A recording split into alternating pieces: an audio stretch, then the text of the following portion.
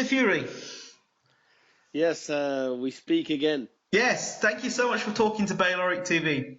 Yeah, it's always a pleasure as always. Yes, it's been a while we've spoken again, Peter. Yeah, it does. It's always good to touch base. Absolutely, and I guess the last time we spoke was just before the Chisora fight.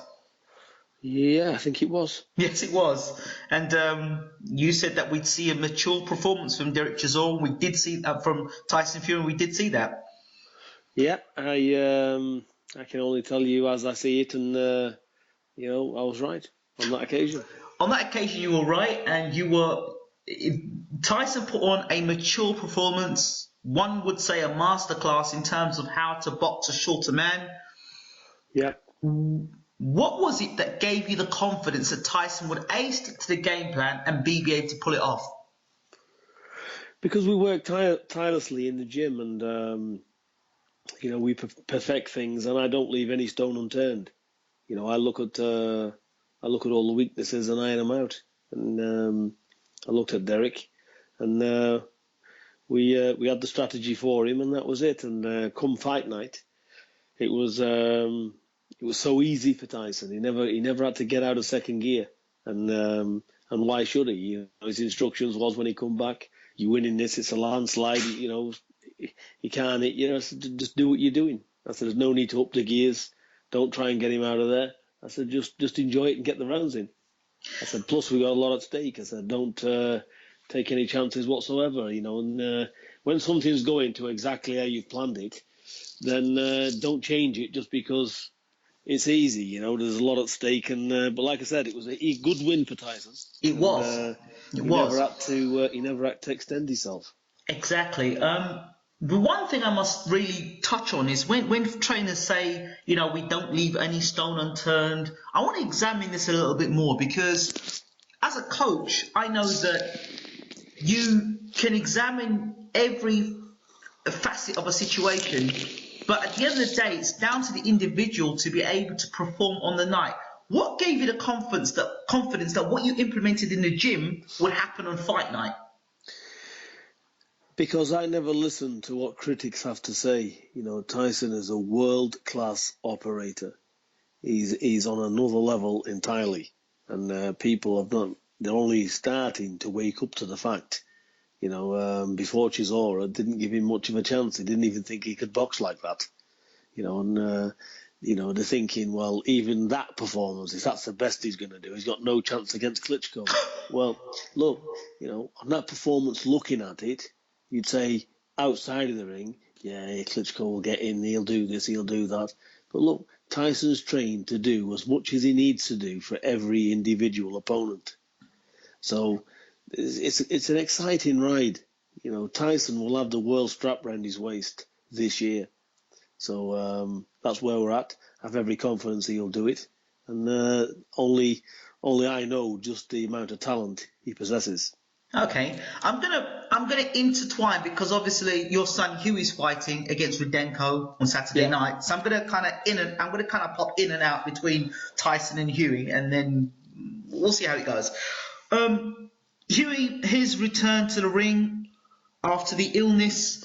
When did you get the all clear that Hugh would be fit and ready to return to boxing? Well, this is very ironic. He never had an illness as far as like any serious illness with health or any organs or anything with the heart or anything suspicious. Nothing like that. Right. He had intolerances to food. Ah. And his intolerances was all dairy products, no gluten, no yeast, no barley, no tuna, he can't have any processed proteins. So basically, all the stuff he was on to build muscle, what you would give an athlete, what Tyson has, what Eddie Chambers has, what all my fighters has, instead of helping you, it was doing the reverse to him. It was actually poisoning his system. So much so that when he trained, he'd spew it all up. His body rejected it. And every time he fought in 14 fights, he'd spew a bucket full of spew up in the dressing room. So much so that those people that, I don't have to take my word for it. People in the dressing room saw it and they were shocked. He said, "This kid's only just done 4 rounds. Why is he like that?" And but like I said, he fought along with it. He kept going. He got to 14-0, but we just didn't know what the problem. And I said, "Right, enough's enough." I said, "I'm not going to allow you to box until we sort out this problem." So we took a time out, had him all over the place. We checked him up and down. He said nothing wrong with him, and then he looked up and said it could be mental. Right. So all this going on with him. So and in the end, I went to see a lady right round the corner where we live, because I live in Knutsford. Right. This lady lives in a place called Hale Barnes. Right. Anyway, I took her there, and I got recommended to her by a friend of ours who's called Abbas Okay. in Altrincham.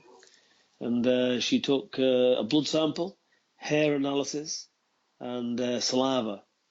These tests went off to America, come back, and they all come back positive that he had intolerances to the said foods. And we changed his diet completely around. Instead of like milk, he has almond milk and soya milk. Right. Instead of the processed proteins, which has got all mixtures of dried milk in it and this and that. He's on rice protein and grass protein, which is a pure form of protein. Actually, it's don't get me wrong, he's not on a vegan diet. Right. Nothing like that, because he eats meat and things like this. It was just like certain things that was like rebelling against him. Very interesting. Very interesting. We cut them out, and he's never looked back. So, he's been in heavy training. He's just got fitter and fitter and fitter. I would say, body-wise, he's at least 70%, because we all know it takes about a year to pack on good muscle. And but he's strong, and he's responding very, very quick. You'll see on Saturday night his body shape will be different. He's already starting to shape up, because before, when he was training, he couldn't put any muscle on, and when he did put weight on, it was like just going on him in weight. So his body, when your body's rejecting things, it's always in a constant stress state. So you're not going to build muscle, and the more you exert and train somebody like that, who's intolerant to foods, the more depleted they get. And this was a funny thing, when Hughie first come into camp, after he'd had 4 to 6 weeks rest, he was on fire. And then after about a week to 10 days, he'd just start going worse and downhill. And this is a kid that could only do 3 or 4 rounds in sparring, and his 2 arms would be hanging down, couldn't move them. Wow. Totally fatigued. Almost like he's got lactic acid in the top half of his body and his legs and everything. So this is what we've had to deal with. So, to get to 14-0 the way he was, he done exceptionally well. So I'm really looking forward, and so all of us really, to see exactly what he's like in full health, which he is. He's in good health. He's been sparring 10 3-minute rounds 5 days a week with opponents in and out the ring with only 30 seconds rest. So he's fit. He's fit. He's ready, and I expect him to put on a good display against Rudenko. To be honest, I know a lot of people have made the comparisons because they say Lucas Brown had a hard fight against Rudenko, but in my pre-fight prediction, I've said that because Hughie Fury had the amateur background that he had as and a very good amateur background, plus on top of that, high reach, boxing ability and boxing IQ, I don't see this fight being the same sort of fight as the Rudenko, the fight he had with Brown. And in fact, I expect to see Hughie, stop a leg stoppage or unanimous points decision, to be honest. Yeah, Hughie's an exceptional talent, and not taking anything away from Rudenko, it's going to be a good fight, because Rudenko's going to try and walk through what Hughie's got to offer. Right. He's going to try and close him down, and he's going to try and land heavy shots. Right. And it's how Hughie composes himself, how he deals with that. And Rudenko's a very tough man. Right. We've had him in sparring when Tyson was preparing for Chisora. Right. And I can tell you now that Tyson hit him with everything in the kitchen sink. And he just kept coming forward. So basically, he's as tough as a brick. Right. So, like I said, we've prepared for 10 rounds. If anything comes sooner, it's a bonus. But we've prepared for a hard fight with this Rudenko because, one, he's got a chin like a piece of granite. Right. And secondly, he can punch. Right. So it's one of them. Although I see him as limited on boxing. He's a typical European fighter, isn't he? Yes. And the other thing, I did a sort of boxing talk yesterday, and in the boxing talk, it kind of just sort of dawned on me while I was talking that both Rudenko and Hammer are of similar build and similar stature. Did you think about that when having Hughie and Tyson fighting on the same around the same time? Think about having similar sparring partners because the guys have similar height and similar build. I'm going to make quite a bold statement. Rudenko's a better man than Hammer. Okay. You know, one, he's tougher. Right. He comes in to take your brains out. Right. And you know, Hammer, you know, better boxer than Rudenko. Right. But I think if them two had a fight, Rudenko would walk him down and get to him in mid-rounds because Rudenko doesn't stop coming. And I think the other one, he seems to fold under pressure. Right. And I think Tyson will 100%. That's not a distance fight. Tyson will get shut of Hammer. I think. 3-4 rounds? Yeah, I don't know. It won't go past 6 or 7. I definitely not. But there you are. So, you know, now if Tyson was boxing Rudenko, that's going the full route. Right. You know, so this is a difference. So I see Rudenko. He's a better man, and he's very determined. Rudenko as well. Right. He's not coming to take seconds best. He's coming to win. You know, he's 31. Right. He's had a lot of KOs. Right. And you know that the bout with Brown was very disputable. Right. Because I had the fight. I had Rudenko winning the first half of it outright. Right. And I think Brown evened even some, if not most of the rounds going into the later half. Brown seemed to come to himself. Right. But you know, and the rounds was very close, but I had it the other way. You know, to give it him unanimous decision, I definitely didn't score it like that. Wow. As a matter of fact, when I saw it over, probably if that would have been anywhere else, Rudenko would have won it. Wow. Interesting thoughts, Peter. And yours are a straight shooter.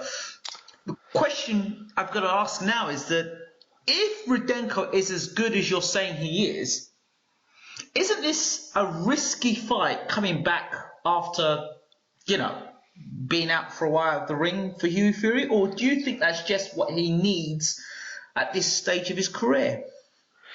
Well, no, he's a very young heavyweight. He's 20. He's only just turned 20. It is a risky fight for him. It's what can you say? It's not a foregone conclusion, this fight. It's a risky fight for Hughie. But it's like anything else. You know, I believe in Hughie. I know what capability he is. He is a world amateur champion. His skills are sublime in the ring anyway. And very strong, very tough, very durable. Right. So he's got all the tools going for him. It's a good test for him. And I want him to be in hard fights. I want him to learn how to fight. I want him to be hit back. I want him to take the pressure, know what it's like to hit somebody and get punched back in the face and have him there round after round in your face. You know, I want to chisel out a champion of the future that's going to hold on to it, not just a champion where we're looking to cash in on a few quid and promote him and all this when he's not the real deal. I want a real fight. I want a throwback. He's been boxing since he was 11 years of age. He's totally dedicated beyond belief. He lives and dies for boxing. You know, this lad puts girlfriends to one side and everything. He sacrificed a lot. You know, he doesn't have no relationships, nothing. He lives it like a monk. Mm. So basically, this is a kid that everybody should get behind because you're looking at a future star. And I've got to mould him to that. And I've got to take away the fatherly love and all this. And I've got to put him in hard fights because I want him to learn his trade properly and learn it now. Because after Rudenko, he will have all kind of fights, at least with Rudenko's capability. We're looking at all decent fights for Hughie. We're not bothering with titles, this and that. But Hughie's going to clean up around the division. He's going to silently pick off people, and people's going to wake up to see exactly what this kid is really about. And the longer he gets, the years go on, he's going to be a phenomenal champion. And when his time comes and he knocks on the door, he'll be taking the world title and holding it for many years to come, please God. So the idea of chasing and trying to beat Mike Tyson's record, that I guess is out of the window. Well, we was going for it until he took ill. Right. I don't say things for a PR stunt. He was young, he was training very well, and all of a sudden he took a nosedive. Right. So there's nothing we can do about it, it's in God's hands. Of course. I can't put a kid and push him in there. I'd have to be not only a father, I'd have to be a complete lunatic. I'm not going to put my fighters in the ring when they're struggling to do 4 rounds in sparring. So basically, this is why we had to take time out. I mean, when you look from a trainer's perspective and you look out into the media world and you hear things said about maybe Tyson, about Hughie that you don't particularly like, and you have people from the media constantly asking you questions which are quite discrediting to you or to your family, what's your feeling inside? Is it something that you do because it's part of promoting the fighter that you have to go with it, or how do you feel about media? I like the media. For me, I'm happy. I like criticism. I'm interested. I don't want smoke blowing up anybody's ass. Listen, I like it as it is. I like to be doubted. I like it all because I'm out to prove everybody wrong. I know what I've got. I know what determination my family's got. I know what blood runs through their veins. I know exactly where they're coming from. And you've got to completely nail them to the canvas to do any good, because they're not quitters under any shape or form. So basically, you've got true determination. It's bred in them to fight. They know nothing else. So that's it. And Tyson, he'll say things. Tyson's a showman. Tyson will just say things willy-nilly because he's not bothered. But I can tell you now, take boxing out of Tyson's life, he'd be on suicide row. This kid goes home after he has a fight, has a week or two at home with a family, and he's crawling up the walls. Starts getting all depressed in himself and everything. He can't live out of a boxing gym. Wow. So that's where they are. People don't see the other side to it. They're born and bred to fight. They know nothing else, and that's what they'll be doing. And win, lose, or draw, whatever happens to them, these kids, even if they have a knockback, they'll get up and fight again, because that's the way it is. So, but I see Hughie in for a good fight, and I can't wait. And that's for the media. Yeah, I'm happy with all whatever they say, but there's not that much criticism. I think they get recognised for what they are. Right. And that's it. And if there's any criticism coming, we'll hear it. Don't get me wrong. You've got some idiots like Scott Guilfoyle and all this. Listening to the guy's comments. The guy's absolutely, I'm not being funny. He wants to go and give Deontay Wilder a blowjob, because I've never seen that man. He must have a sheer fantasy on some American boxers, because anybody in Europe he disregards as being idiots. And, he says something. His predictions on fights turn out totally wrong and everything. So we've got an idiot here that's, trying to gain publicity to get hits on his thing. He's saying controversial things, but that's him. And, good luck to his thing. But he's not a boxing analyst. You've got fools in the job, but they're only far few in between. Maybe there's one or two maybe like him. But the rest of the media on a whole are pretty sensible. They know the boxing, and, that's where we are. So I'm happy with the media. You've made his name in lights, that now, Peter. You've associated your name and his name, and now you've given him so you've given him 5 minutes of fame now. Well, yeah, everybody get on his site and give him a load of hits, because if you want to hear the biggest bollocks in boxing, he's the man. Well, I've read a few of his blogs, and I have to agree with you that some of the statements that he's made are quite ridiculous. But then there's a lot of people that don't seem to credit what he does. So, I think everyone will be in agreement with what you have to say about that, Peter. Yeah, of course. You got these social media sites. Same on Twitter. You've got it's just social site trolls, isn't it? That's what you get. But basically, the majority of the people are good people. Yeah. And they're they love boxing and know what goes into it. Some of these idiots that speak, if they realise what goes into it, what sacrifices has got to be made, they'd be thinking another tune. And these are people that couldn't look a man in the face and say anything. You know, these somebody that go and hide round the corner or go and rob an old age pensioner's purse. Absolutely. You know, this is what we're dealing with. So that's disregard 1% of the boxing fraternity, which are in that category. Okay. The rest of the people are all good people. Okay. Outside of Camp Fury for a second, the heavyweight championship of the world changed hands with Bermane Stiverne and Deontay Wilder. Yes. I wanted to talk to you about some of the reports I'm getting out of Stiverne's camp that he was dehydrated. Well, it wouldn't have... Look, the only thing I'll say to you, Stiverne, he looked out of shape. Yeah. He looked like he was so slow he couldn't move. Right. You know, maybe he was, maybe he wasn't. But what excuse is that? Because he's a WBC champion. Right. He's got a serious fight ahead of him. He's had a long training camp. Why come into a fight having a first defence of that title in a shape like that? It didn't make any sense to me. Well, I'm not interested in their excuses. What you've got here as well, what needs to be... Look, Stiverne is terrible on the front foot. Right. I give the strategy of this fight before he fought anyway. Right. That's exactly what happened. You know, look, when you go into... when you charge into Stiverne, you've got a problem. Right. Stiverne's a back foot fighter for a short guy. He's not good coming forward on the front foot. Right. So basically, Wilder, he more or less copied Tyson's tactics with Chisora. And that's the way to beat short people. You know, don't take chances, don't take away your height, don't take away your reach, box.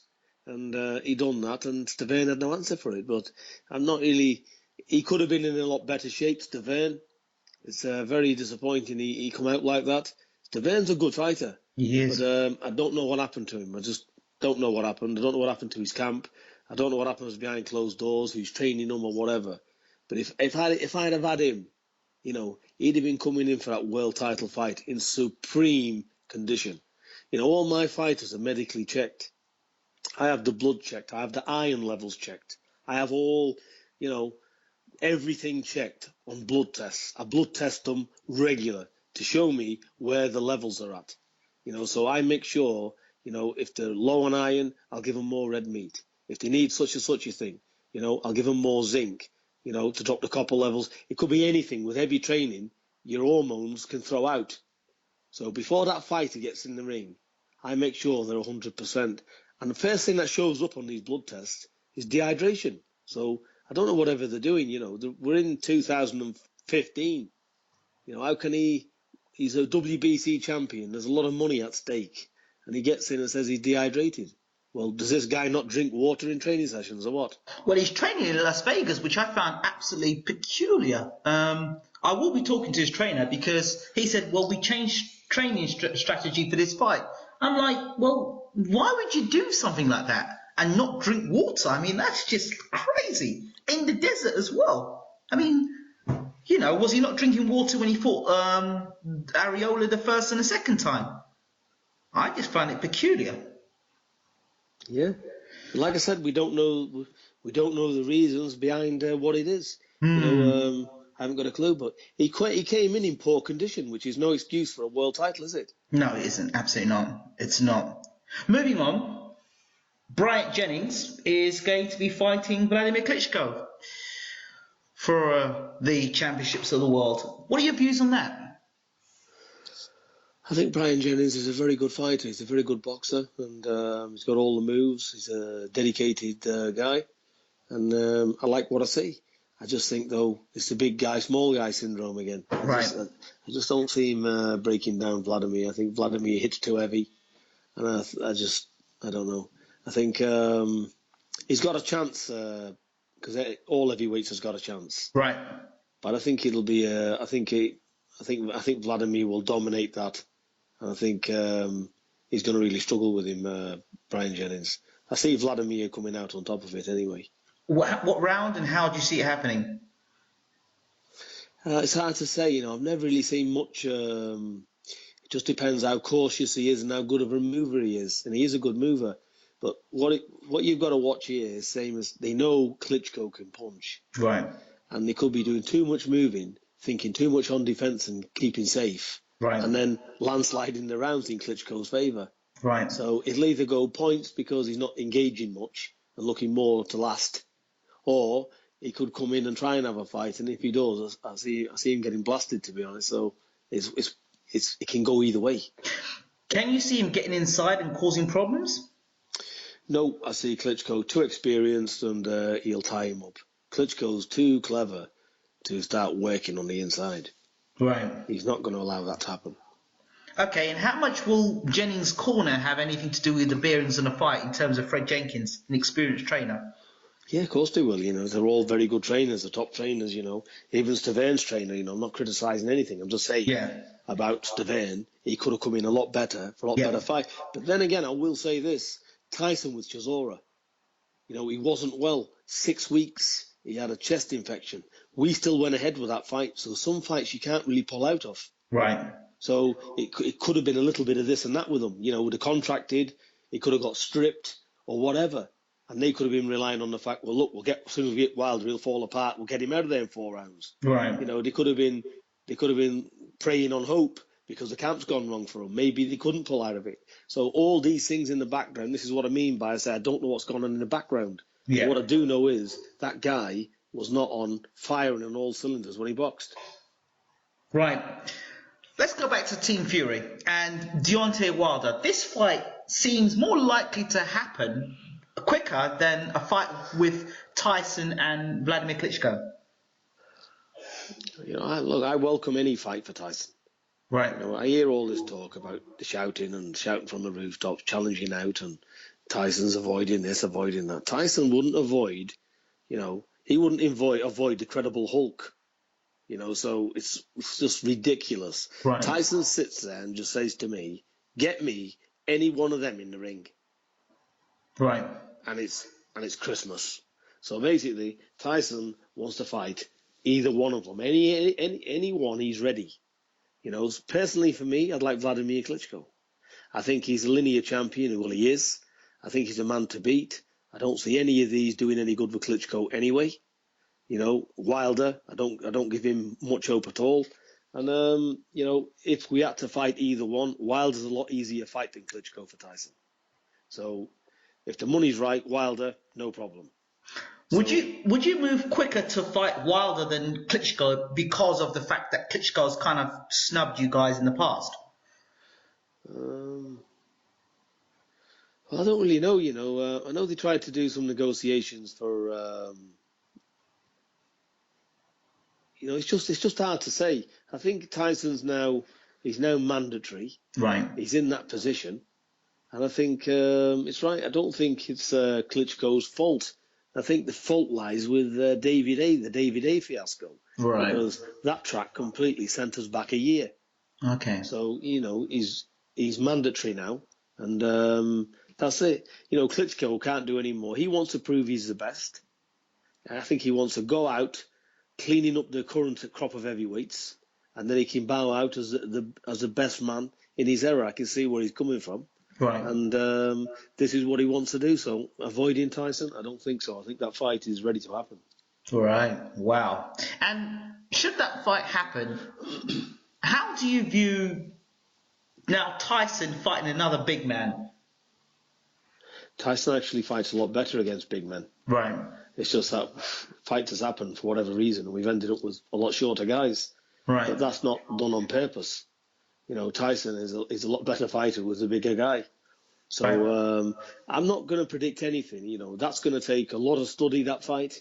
It's going to take, I'm going to have to really concentrate, put my mind to it. I'm going to have to really examine it inside out, more so than any of the others. And this is a fight where he's got to live like a Buddhist monk, because it's a serious fight. And that's the level you've got to be at to get to Vladimir Klitschko. Not because he's iron-chinned, not because he's not vulnerable, he is. But this guy is so clever, he doesn't take 1 millimeter of gap risk. So basically, when you got somebody super, super cautious like him, and he's dangerous with his shots as well, when you really study it down, he's a very difficult customer to beat, and also he's got that mentality of dedication. Right. He's a proper world-class professional, dedicated athlete. So, so to do any good with people like that, you've got to be the same. So when Tyson's got the same facilities as that, and he's trained to the highest level, what does it come down to at the end of it? Now, it comes down to experience against age. Okay. So that's where we're at. I think it's a 50-50 fight.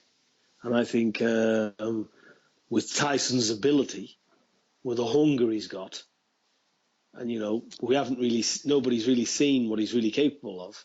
I think Tyson on the day, he's got a very, very good chance of pulling it off and becoming the undisputed champion of the world. Wow. So let's go back to Hughie for a moment. Yeah. He gets past Rudenko. We move aside from Rudenko. Where does he fit in the British picture? Is that something that you're interested in fighting for the British title, or would you jump straight into a European fight, or what happens? How does that work? Because obviously Tyson's the European champion. Well, obviously, then that's not going to happen, is it? Well, is it going to happen? I've got to ask the question. Would it happen? No, never. Never happen. Right, no. Good. If Tyson had all the belts, right, and he looked up and said, "I'm not going to give you one, Hughie. I'm not going to vacate that so you can fight it," then Hughie would never be a champion. As simple as that. Right. So they never do it. It's not going to happen. We're blood. We're a family, one unit, and that's never ever going to happen. So basically, that's impossible. So, we're all in each other's interest. Right. So basically, that's the situation. So if Tyson gets the belts, and I've always said I want these to be like the two Klitschko's. Right. Hold on to belts and everything else, and that's what I'm aiming for. So, and that's not a foregone conclusion. Anything can go wrong. So let's see. But we keep going. Okay. The rise of Anthony Joshua and the return of Dillian Whyte. Where do they fit in your mind? They're not in my mind, neither of them. Right. I'm not looking at opponents. We know Dillian Whyte. Dillian Whyte's a good fighter, powerful puncher, got a good jab, and he's good. He's got everything going for him. He's young, he's hungry, and he's got some good people around him. So he's too good for any domestic journeyman out there. Right. And Dillian Whyte genuinely belongs in the mix, like all the rest of them. Right. So Anthony Joshua, what can you say about him? He's skilled. He's coming on, and he's a good fighter. Right. So we'll have to believe he's as good as what everybody says he is until somebody proves it wrong. Right. So, like I said, they're all good. They're all good fighters, and ultimately, I'm not going to talk down about any fighter because, like I just said, absolutely, they've got to go through hell. And I'm not just a trainer where it's me son, it's Tyson, the possible opponents. I pray for every fighter to come out safe. Right. I don't want any tricks. I just want my fighter to do well. And if he is the better man, he'll be the better man on the night. It's as simple as that. So basically, for me, I just want everybody to do well. And we'll just take the fights. We'll just plan our own route. As far as Joshua concerned, for us, like say for Hughie, it's a major fight down the road. That'd be a multi-million-pound fight.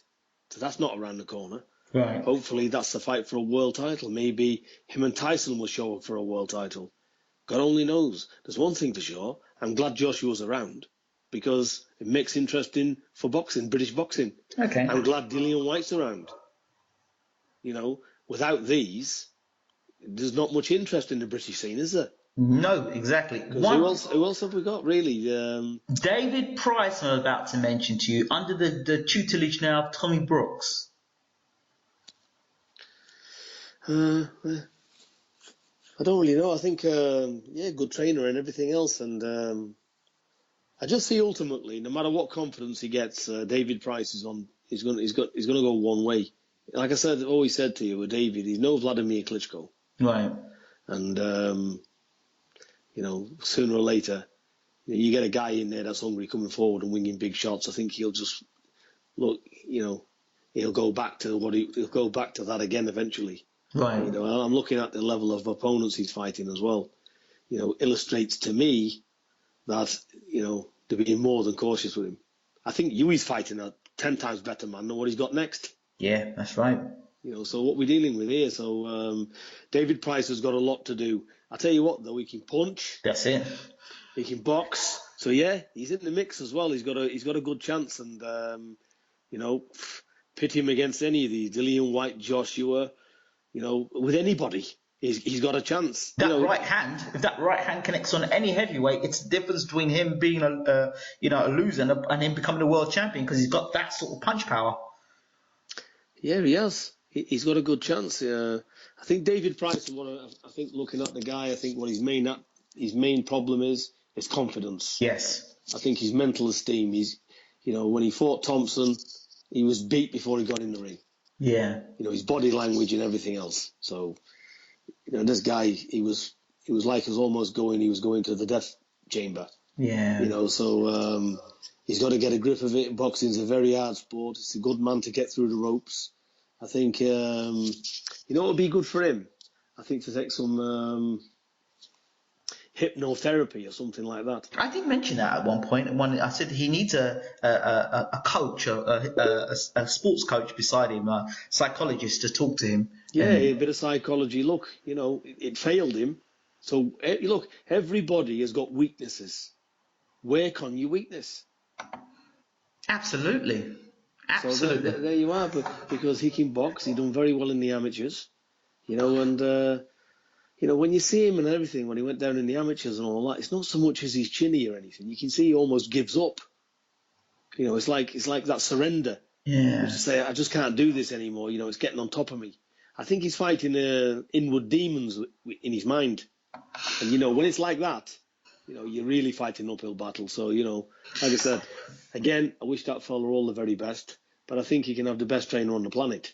I think somebody's got to be with him. Tommy Brooks needs to be with him 24/7, not just in and out, collecting some money and going home. Look, you got to live with your fighter 24/7 and get the best out of him and talk to him, and know the fighter inside out. It's a father figure, isn't it? That's how you got to be. Absolutely. On a world level, everything's so intense, everything's got to be so thorough. There is no room for 99%. It's got to be 100 plus. And another fighter that you've got in the camp who is world class and talked about a lot, Eddie Chambers. Yeah, Big Eddie. What's happened? I heard he was going to fight Ustinov at one point, and then that all kind of went quiet. And what's going on now? Well, I left it with Frank Warren. I know they contacted Ustinov and they offered him a certain amount of money. They said they offered him good money. Ustinov said it wasn't enough, and the fight never happened. Right. I think he wanted exactly the same money as when he was fighting Tyson, which is a little bit ridiculous, really. Right. So that's what happened there. That fight never came off. We got Eddie another fight lined up, but Eddie said, look, I'm not feeling that good. I've still got the chest infection. Right. And I know he had a bad chest infection because him and Tyson got it at the same time. Okay. So he said he was still having problems with it. Right. So I said, look, I said, just take it easy, because he's had a hard 12 months as Eddie. So I said, take it easy, enjoy the family, keep training. I said, and just keep going to the local gym. I said, and, wait until we get you a good fight. So he's happy to do with that. He's trying to extend his family as well. So he's having some downtime with his family. Right. So let's not forget Eddie's only 32 anyway. Yeah. He's up there. As long as he keeps his body in condition, 6 to 8 weeks camp is plenty for him. Right. So we're just trying to land Eddie a meaningful fight, because we can't get him no more journeyman. His confidence is back. He's hitting with power. He's a good test for anybody. I do believe if he fought people like Povetkin and people like this tomorrow, I think Eddie'd have his way. Right. There's plenty of heavyweights there his size. He does struggle with the taller heavyweights, same as any short fighter. Right. Because today's heavyweights, they're giants, aren't they? Yeah, they are. But that's not discounting he wouldn't have a very good chance, because he would. But people Eddie's own size and stature would have a serious problem with him. So why doesn't he go down something like the WBA route, the old title that David A had? And I think there's some sort of confusion as to who's fighting for that, and why don't you try to go down that route? Honestly, these guys, they look at Eddie Chambers and, they see him as big risk for no reward. Right. And, the money they ask is phenomenal. And it's not just because Eddie Chambers is good and they're afraid. It's because they're looking at where Eddie is in the rankings. And they're thinking, we can get blasted here, from a guy who really is world level. He's now trained properly. He's now looking the part, can fight. We've got a dangerous Eddie Chambers on our hands. He's in the Who Wants It club. That's the problem. So then what do you do to get to secure him that fight? What is the process of getting him from not fighting to fighting credible opponents? Well, I actually got him a good fight, and I'm not going to really mention names because it's not correct to do that. Right. And Eddie decided, because of the chest infection, that he was going to skip that and wait for further on down the line. So that's where we are. And I agreed with him. The last thing I need is a fighter coming into my camp ailing with problems. Right. So, he's had. We did get him a good fight, and he decided not to go through with it because of the reasons I've just stated. Good. So good. That's good to hear. So we just let it be, and we'll see what 015 has. What I'm going to do is get these two fights out of the way now and really concentrate on getting Eddie a fight. Yeah, we need to see him in a big fight. Everybody wants to see him in a big fight because they want to see how he's developed. Really, against somebody who we think, this is a good fight. This is a really good fight. We'll see how Eddie's developed. Yeah, exactly. I think Eddie will impress, to be honest. He's not the same Eddie Chambers of the past. No. If Eddie Chambers would have hooked up with me, he'd have been a world champion. I think he'd have been a wealthy guy, and I think the Americans would have loved him. I think it's just the luck of the draw you get. Do you think he needs to go back to America? And have a fight in American soil? That's what I'm trying to do. I tried to line him up with a fight with Al Mansour. Oh, that'd have been a good fight. Yeah, and somebody put the spanner, not mentioning any names, but it come back to us that somebody stuck the spanners in the works there. Oh no! I think who Eddie's had past dealings with. I think they vetoed that fight. Oh no! So he's had a bit of bad luck as Eddie, trying to make fights, and also but he's gone through some good trainers. Eddie is he's all there, but like I said, it's what you do outside of the gym and what was happening in his private life. Right. And the type of people he had around him. Right. Was people that didn't care, just used him as a machine to make money for themselves, and Eddie not. So you can imagine what it's been like for him. I could well imagine. Just talking to him, I got that feeling. So I think he's definitely a better place with you, Peter, and you've definitely got to be credited for what you've done with Eddie, without a shadow of doubt. Eddie's a good man. He's a God-fearing man, and I respect Eddie as a friend. Mm. Even if he doesn't box again, Eddie, I'm not interested. Whatever he decides to do, that guy will always be a friend of ours, because that's the reason I helped him in the first place. Because when we met him and he came over to Belgium, he was a gentleman. He had his chin on the floor. He was in a low place. Right. So and I've always respected his talent he is a world-class boxer. The moves he's got, and the speed of hand, the skill set of him, I think is the best skill set in the world in boxing. I go as far to say that. There's nobody with that guy's movement and skill set. He's just never had the rest of the tools to go with it, because this is boxing. It's a cutthroat business. And, a lot of these managers, promoters, trainers, they'll jump on a bandwagon where there's a few quid. Their fighter's the best thing since sliced bread because they're getting paid. A lot of them, it's not loyal from the heart, is it? They're on a bandwagon trying to get a few quid. Where here, it's a different ball game with me, because I don't need boxing to get money. And the thing is, I started this boxing to better my family and help my nephew and help my son. And any other good people, and Eddie, I've helped him. Out of that alone, from the heart, that's the difference. And that's why Eddie, Eddie can do very well. That's why he's been doing well. You've only got to look in his character, the way he is, his body shape, the sheer power of him, the way he's doing things. You know, he's turned the corner. He's ready for anybody out there. It's a testament to you, Peter, for all the hard work you've put in. I don't think people realise how much hard work you've put in.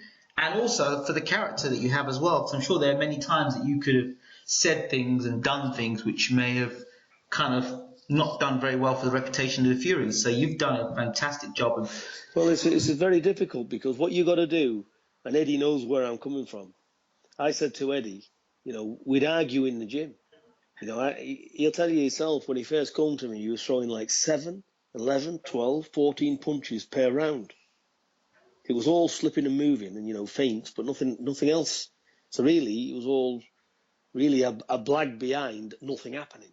Right. It all looked to be busy, but when you broke it down, any punches was landed, there was hardly nothing. So I said to him, you know, up your work rate. And to get him to go over that work rate was very, very difficult. And, you know, and there was, you know, he had to be severely shouted at, everything else, to get him to do stuff.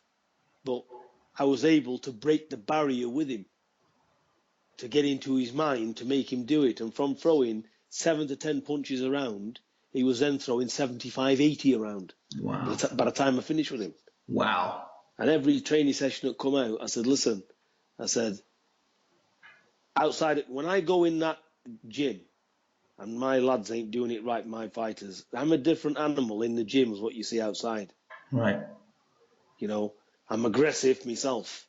You know, they have to do exactly what I want. If it's not happening, I'll stop the sparring and everything. I'll say, you know, what do you think you're doing there? Do this, do that, do this. And they'll try and correct it and do the best they can. And they always do a roundabout in the corner. But every time I come out of the gym and me and Eddie spoke, it was back being the best of pals again. Because I said to Eddie, I said, look, this is only for your interest. This doesn't come out of the gym. I said, in the gym, it's another matter. I said, out the gym, we was laughing and joking and having a dinner around the table. But in the gym, you'd think there was a murder about to happen. Yeah, I can understand that. I can understand. That's the best way. That's the way it has to be. You can't be pals in the gym. I'm interested in him achieving. I don't want second best and, you know, oh, shall I offend him because he might get upset and leave. Christ almighty, you know, that doesn't even cross my mind. If any of my fighters said to me, that's it, hasta luego, I'd say, okay, hasta luego. And they wouldn't be, when they went through the door, they wouldn't be able to come back in it. You know what I'm saying? Proper old school stuff there, Peter. Yeah, I wouldn't be disrespected by anybody. You know, if somebody said to me, that's it, I finished, I'll say, okay, see you later. They wouldn't be coming back and saying, oh, I've been around the world, I've tried elsewhere, I want to come back. I'd say, hey, listen, F off. So what about if you were in the corner and your trainer told you told your fighter you've got to get out there and stop him, and then he turned around and said, oh, keep quiet or shut up? How would you respond to that? How would I respond to that? Just walk out the corner and leave him to it.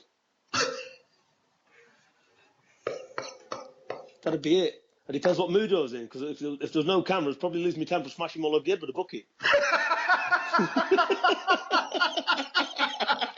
Probably end up rolling up and down the floor in the corner. I don't know. No, being serious, no, I wouldn't at all. I'd say, okay, you want to do that, do you? Get out and do it. And that's it. I'd just walk out and leave it. I wouldn't even remain to the end of the session, I don't think. And that's it.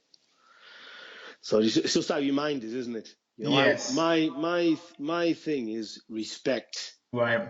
I love people. I respect them. Right. You know, I respect the fighters. You know, I feel for them and everything. You know, so I expect the same back. I wouldn't like to be disrespected because I'd never disrespect them. I understand that, Peter. How does the dynamics work now with the fact that Tyson's dad is now out of prison and now, you know, back in the mix? Because obviously, how's that work? Because you're training Tyson now. Does that have a shift in any change of power there, or is it just, you know, what he's just in? He's fitting in now. What are the dynamics now? No, it's family. You know, I never look at anything. You know, look, I've got a relationship with my family. Look, you know, we are a close family. Right. There is no I'm training him and I've got the last say. I'm superior to this. That doesn't work in my family at all. Right. You know, it's not about that. if he's got anything to say to me and it's productive, I'll take it on board. Right. And if he hasn't, I'll say, no, that's no good because of this, this, and this. Right. And, we'll have a discussion about it. And but we'll never reach a disagreement over it. Right. Because we're doing what we're doing. And we're doing it for all of our interest. I'm sure John knows, he knows quite a lot about boxing. Right. Probably just as much as me, if not a bit more. So, anything he can do to help is welcome. He's a good addition to the team. Right. It's a family thing. I'm over the moon for the family to be together. I'm even more happy that he's out more than anything else because it's got, even if it gives 2% to help Tyson's mindset. I want him 110% going into a world title fight. I want a happy fighter. I don't want him thinking, I've had my dad. My dad's not here, this and that. I don't want no problems with him whatsoever. So basically, whatever it takes, and his dad will help Tyson emotionally because it's a father-son, isn't it? Yeah. Your dad's your dad. It's like my father. I worship the ground my father walked on. Even now, today, I go to his grave and everything. He's missed deeply. We're a very close family, and, that's it. Your father's like, he's like God to us, me dad. Yeah. So, I'm sure with my sons, I'm exactly the same with them.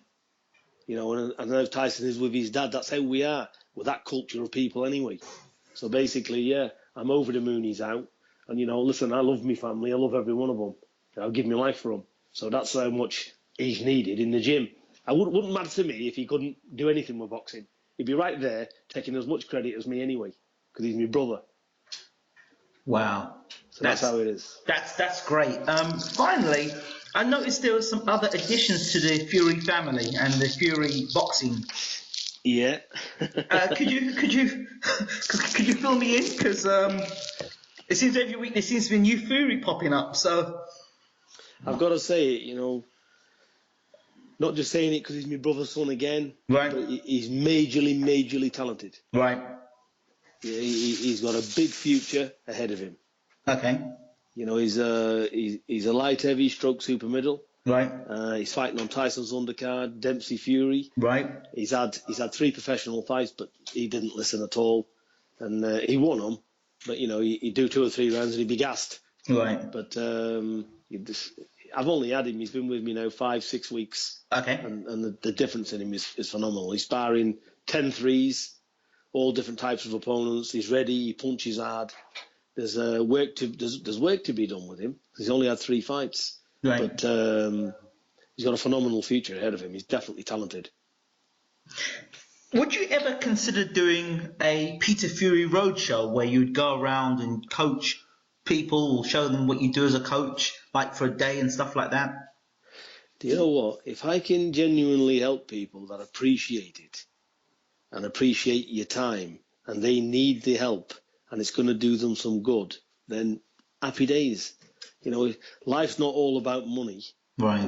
It's about doing the right thing for the people that need it. So Right. I'm always open to advice. People inbox me all the time on Twitter and ask things even outside of boxing. Right. And I take the time out to answer a lot of them because when somebody asks me something and they're genuine, I will genuinely give them a reply. That's it, because be respectful. Because ultimately, as a young man, I never, but now in later years, I do live by God's word and I do practice what I preach and I try and do good with people. And what comes around goes around in this world. Absolutely. And that's it. I'm a God-fearing man and I do my best, and that's it. I've got love for all people. Peter Fury, thank you so much for talking to Bayloric TV. Always a pleasure, and let's get on with Fight Night Saturday. Absolutely. The adrenaline's starting to get going. Oh, so, finally, I forgot to ask you, Murray Golovkin, your thoughts?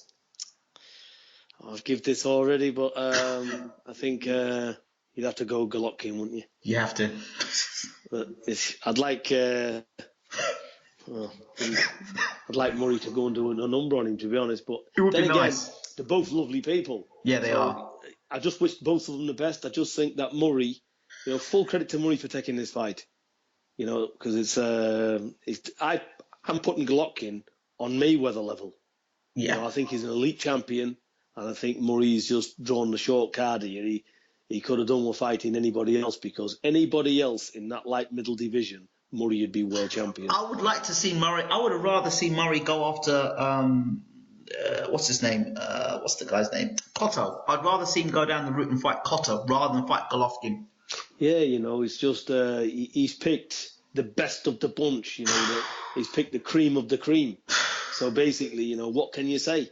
But basically, is this guy capable of a world title? Is he world titled goods? Yes, he is. Absolutely. But he's you know, what do you say against somebody as phenomenal as Golovkin? You got to give him slim pickings, haven't you? I build it as a lamb to slaughter because, you know, I just can't see a way of Murray winning the fight. And Golovkin, I see walks right through him and works the body and drops him. Golovkin. Hey, but I'll tell you what. Yeah. I'd love to be wrong for once. Yeah. Because I'll tell you what, I'd love, honestly, I am going to watch that fight with sheer interest, because it'd be a thing if Murray comes out, goes absolutely ballistic, Yeah. and catches Golovkin and has him over or something. I think people would jump 10 feet out the seat, wouldn't they? Of course they would. But, you know, I wish he does do it, but you've got to go with Golovkin. I mean, even me, with my wild prediction at times. Hello? It's Golovkin. Yep. Yeah, I think people would jump out the seats with sheer shock. Absolutely. So this is what makes boxing, and anything can happen. But on a sensible looking at it, Yep. you've got to give him slim hope. Yeah, slim or none, really. But because of Golovkin, the thing is, how do you train for a guy that hits as hard as him and closes the range down so well? Yeah, he doesn't just close the range down. He can box, he can slip, he can slide. He's got the full package, hasn't he? You know, so what do you do with it? It's a machine. You know, like I said, you've got elite level fighters, and he's fine tuned. He's like what do they say? Steel sharpens steel. Yeah. And in his case, it's diamond sharpening diamond, isn't it? Yeah. You know, I don't see his performances are pretty faultless. I like the way he takes his time as well. He's not just looking to get you out of there early. Yeah. He'll be patient. He'll wait. He'll look. He'll assess it. He's completely zoned in. Cold, You know, clinical. He's clinical. He's cold. He's got everything going for him. He's a formidable champion. And I'll tell you what a credit to the sport, because my son Hughie met him. Yeah. Hughie met him when he was about 19 Right. in one of his fights over here, and in Monaco. Right. And about a year ago, something like that. And he came over to Hughie. He went, "Hughie Fury, I know you." He said, "I've been watching your fights." You know, unbelievable. Wow. You know, he's looking at a young heavyweight. Hughie said he was that knowledgeable with boxing, knows everybody in the whole division, yeah? And he was talking to my son for an hour. Wow. You know, just talking, having a chat with him, having a laugh and a joke. And I was speaking to Mick Hennessy, and he said, this is the best fight he's ever had to put on. He said, because both Murray and Golovkin are two of the best gentlemen he's ever had to deal with. Absolutely. He said they're outstanding individuals, and that goes a long way for me, and that's what makes this fight for me all the more exciting to see. Because you want both of them to do well. To do well, yeah, So, absolutely. I just, you know, as long as they come out safe and everybody's all right, that's the main thing. It is a sport at the end of the day, and may the best man win in it. Thank you so much, Peter Fury, once again. Listen, always a pleasure. We spoke for a good hour there, I think. Yes. I've caught up. That's it. I've caught up with you now. You're definitely caught up, because I'm not going to do no more interviews now till the fight, so somebody's going to miss out here. Because I think my voice is gone. Thank you, Peter. All the best, and all the best to your wife as well. Thank you very much. Take care. Take care. Bye-bye. Bye-bye. Bye.